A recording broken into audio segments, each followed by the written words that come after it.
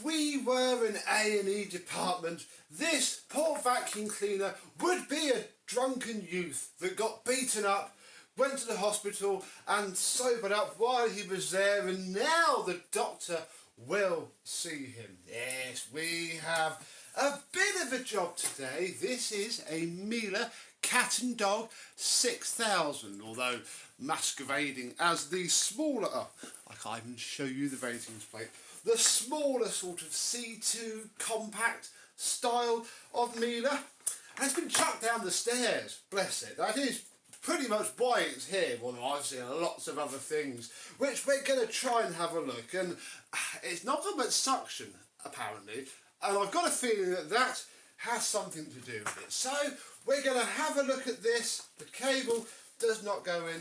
This unofficial non-genuine floor head is quite filthy, and this pole looks like it's done a bank robbery or two in its time. Let's see if we can get this old girl working a little bit better and perhaps let it live the rest of its life a little bit happier. Let's have a look.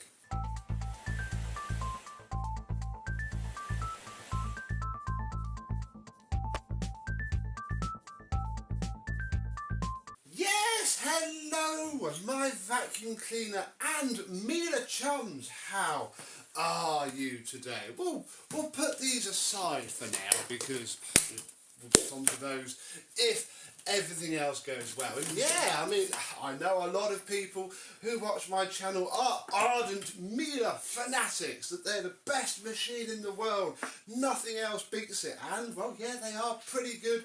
But in the UK, this is pretty much the average condition of a Miele that's been used by, you know, an average user, especially when it's been kicked down the stairs. In fact, I'm looking at it now. Look at the stress mark on that back door. Bless it. This poor thing, something's gone wrong inside of it, and we may as well turn it on to confirm that. I haven't looked at it. All I did was have the lady tell me what happened, and you know, I can see the rest. So let's just check that this is going to be worth doing something with.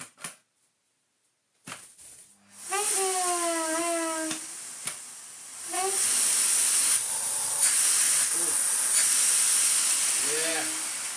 What's happening there is that there's something off with this hinge. I mean, the fact that the power button doesn't work might be a slight red herring for now, because obviously if this isn't sitting properly, it's probably not going to. So, yeah, that shouldn't be that loose, and oh, yeah, we do have our first broken part, which is this hinge bit here, which isn't fab, and actually that might be all that is wrong with this, because everything else actually seems not too bad, although, oh no, yeah, we are going to have to take it apart a little bit because this clip there has come out. I mean, while that's out, let's just see if the power button does work.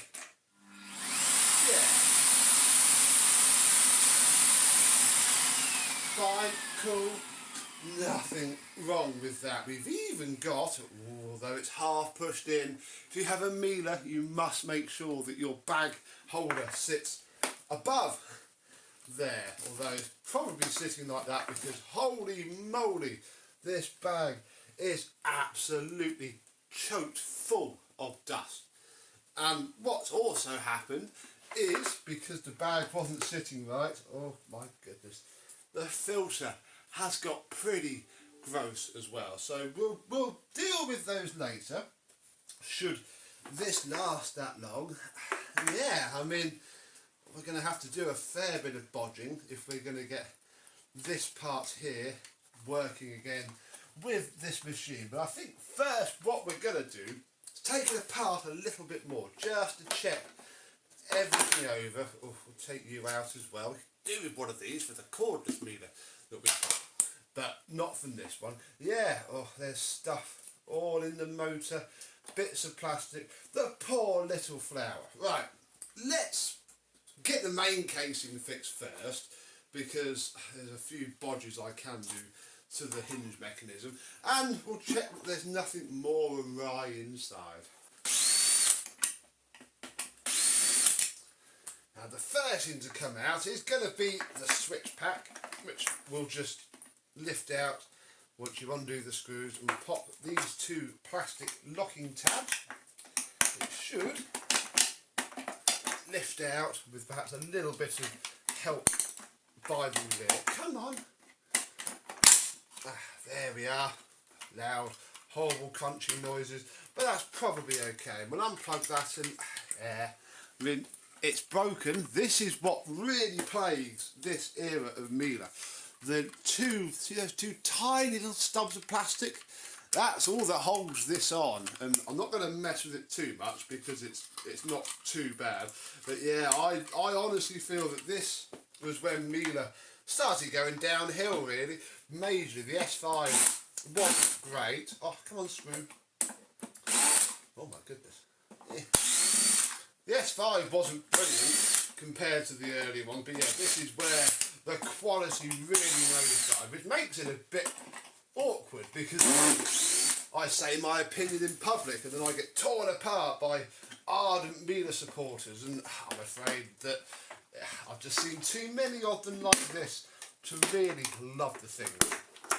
I'm sure when they're brand new they're very nice, and of course we have the lovely red velvet of this shape, which again was hampered by its speed control settings. Go, there we go. Feed this in here, and there we go. Inside of here isn't too trashed actually. I don't think anything bad really happened in here.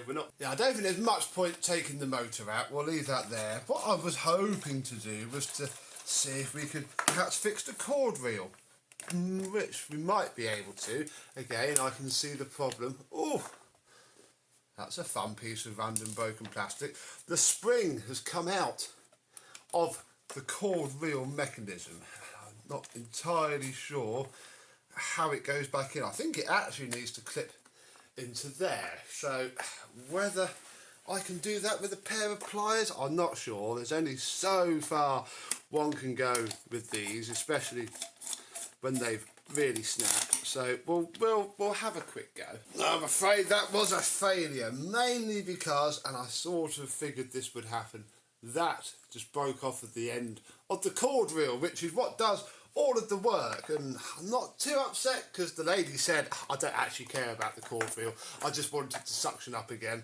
And yeah, unfortunately I feel a little bit bad when we tore apart the cord reel for the blue one now, because that would have been ideal, but never mind, it's done. What can you do? We have cleaned all the rubbish out of it there by having it upside down. So yeah, I'm afraid this is now a permanently non-cord reel Miele, for my shame, but equally there's not a lot you can do with these modern cord reels if you know how to take them apart and not have your face chopped off by the springs. Well done you. Do let me know how I could perhaps do it better in the future, but luckily we don't have to worry too much because that wasn't really part of the job. It was just maybe we could have done it. So I'll sit this back into place, and we've got to tweak all of these broken bits of plastic now. We'll make this corner sit better. So come on. Eventually we'll have those bits of bent plastic there facing up, and then it will slot into place. Okay, failure number one finished, although this corner is now sitting better. Now we come on to what's probably going to be the main bod of this episode, and that is finding a way to replace the broken pivot point for this part here, so that this doesn't just move up and down, which it will do with the exhaust there, and obviously that seal lifts up and you can't do much about it, and it's going to be quite fiddly because I can't really do anything from this side because all of that's in the way, and I don't fully fancy butchering that. So what we might do, so I need to try and get to there. Our idea is to put a screw through both so that they're sort of permanently bonded into place, and the way that I'm going to start to do that is to remove the cord reel pedal, which should just come out with a little bit of persuasion. once you release the clip. There we go, so that can come off and go away. Now we can get a bit more to the back. There is going to be some mutilation of this plastic part though, because I can't get into it from a nice angle. We're going to have to go in a little bit skew with, but that's fine, because as long as I don't mess up too much, the cord reel pedal, which now doesn't do anything, should fit fine. So let's try and get a nice screw through that entire pivot point there.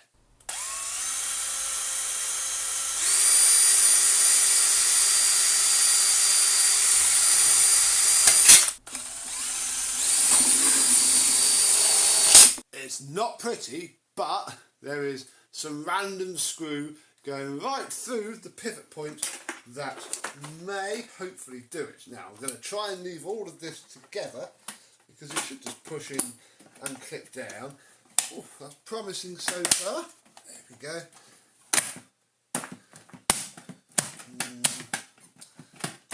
Oh, that's actually the fault of this back bit. It does need to be screwed down, I think. And for some reason, all of the wiring plugs aren't matching up. You've got to plug it in as you go, which is where I think we failed. There we go. And just for good measure, took my Torx bit out. We'll put the two screws back in, which we can barely get to now. Oh, that's an ugly, horrible sound. Oh, this one's going to be even worse. Ah, dang it. So I'll worry about that in a minute. Do that off camera.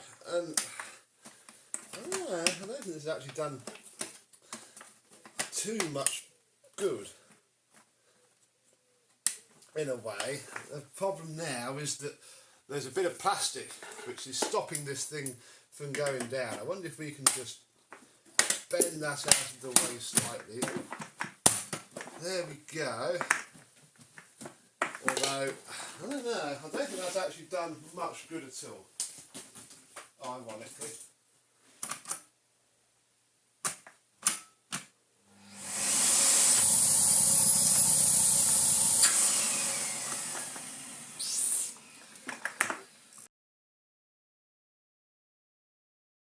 Some minor off-camera fettling later, which mainly involved actually drilling out that side where the screw went in, because I threaded it in, or drilled it so small it cut its own thread, and I haven't put the screw in straight. It was binding up as the thing was lifted up and down. But now, I mean, it's still not perfect, but it's never going to be. This is, in effect, a bodge job. It's okay. I've even put a little bit of hot glue on the top of the switch housing, because again, they always go. So now it turns. Now it turns on and off very reliably indeed, and yet my bitter thoughts about these machines are just reinforced a bit more, really. Bless their little hearts. Right, next thing to do is something about these. And it wasn't part of the job, but I have a smeg load of genuine bags, mostly thanks to Mr. James actually, who had a clear out and gave me them. So we're going to use those. We're going to cut this filter. I always cut them a millimetre or two oversized, like there's the line for the S6, and I've cut them a little bit bigger because they seem to fit. Oh, in fact, that's, yeah. The time they squish themselves in, there's then no room for anything to get past it, which is what you want, really. Oh, now, this thing, I can't actually remember how it goes in. I think it just clips underneath. That's it. Up and underneath. Again, still need to find one of those for the bagless Miele, but I'm not doing that today. And then, yes, I'm using a blue bag in a red machine, but it's okay. They fit. It's just a different size bag. Click, that's on there, and now... Oh, yes!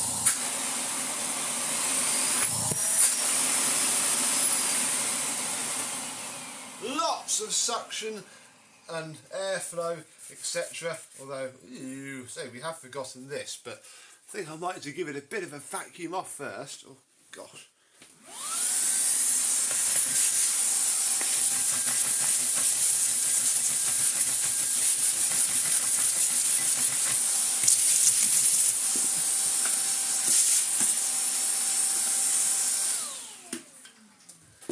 There we go, one good as new, fully refurbished filter. Again, look, it's taken a bit of a smash as well. Oh, blimey, in fact, is that actually going to be a problem? Now I think about it ever so slightly, because it's now not going to clip in and stay in. And oh, was it that forcing up this thing? I don't actually know. That was something we should have looked at, wasn't it? Oh, yeah, all of the... that's actually what that broken piece of plastic was earlier. Okay, I don't feel quite so worried about it anymore. But, oh dear, now we've got to... Oh, yeah, I don't actually think this filter's going to be any good.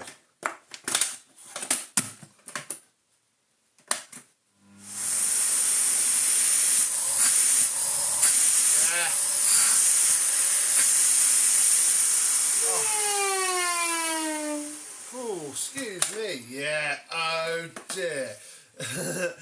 This filter, I mean, I'm going to finish it off because that's now, yeah, this filter has taken a huge crunch. That's actually a big problem because it's what's pushing up against that top part.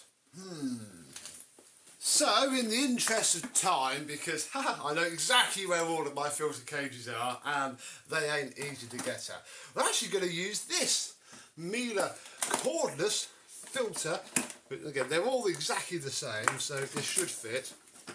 And part of me probably imagines that this is the charcoal filter that came with this machine, because they never ever get replaced. And hopefully you're going to clip in there.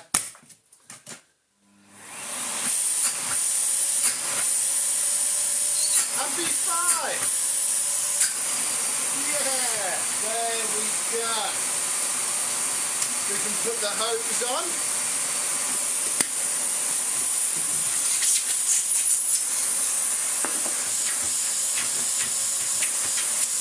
Although it's a bit bouncy now.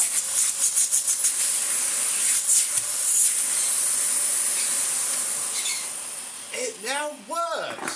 Well, apart from the cord reel, we're just going to have to ignore that. Oh, blimey. So, now we can have a quick look at the tools. And I mean, there's nothing really wrong with the hose. The hose end, however, is worn ever so smooth. Look at that. And has the obligatory tape around the missing suction bleed valve. Oh, as I said, this is where the quality just declines. What's probably not the fault of quality declining is this smashed up one. I don't think I dare. Yeah, no, that's not going to move. It's actually a bit of a shame because, again, these bits always break off on these ones, and this is mint bar that big smash there. But not anything about that. Again, we don't need to do much about this, but it hurts my soul just looking at it. So we're going to turn on the MBV, and all you've got to do is to scrub backwards and forwards, and a lot of the hair will come out of these brushes. We're not aiming for perfection, just a little bit better.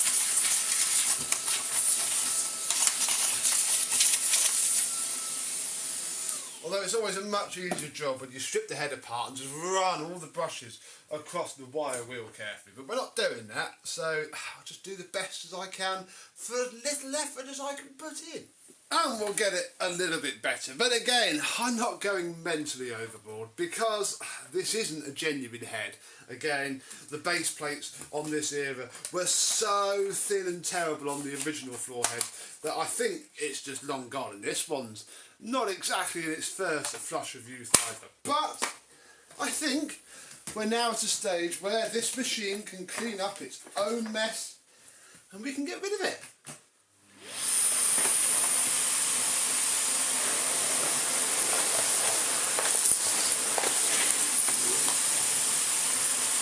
Oh yeah, lovely.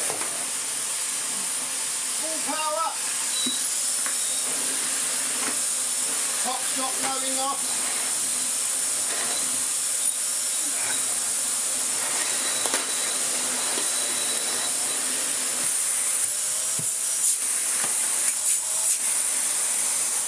Top's not blowing off. There is no loss of suction.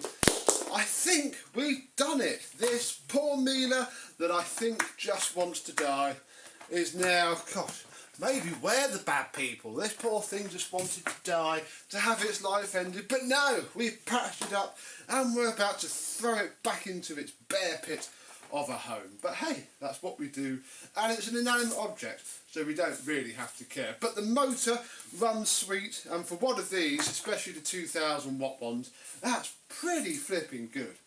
And I think we can confidently say that we have saved yet another poor vacuum cleaner. So, is this the worst condition? No, it's not going to be the worst condition Miele you've ever seen, because I've shown you worse on this channel. When was the last time you saw a Miele that was quite this destroyed? Or have you never seen one and you are horrified at this video? Do let me know down below. But until the next Miele in need of medical aid, but not this one, will see you soon. Bye bye.